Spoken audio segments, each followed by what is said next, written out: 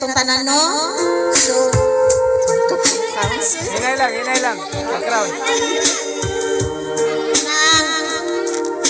Ang ako lang ika-advise, no, nga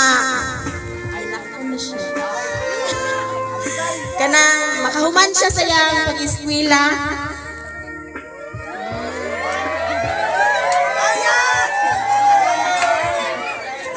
Kaya matuman niya ang mga damo sa iyang kinabuhi nga dili unta siya magsayo og minyo.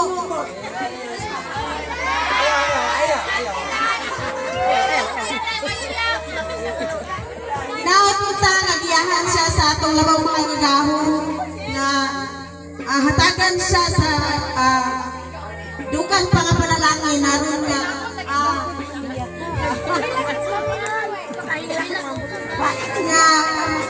nakapot niya ang mga pangandoy nga iyahan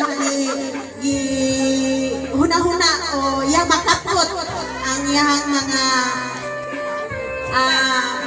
iyahang mga damgo alang usab o sa iyang kaugalingon dili lang kay para sa iyang mga ginikanan. So kana lang siguro may gabi sa tanan.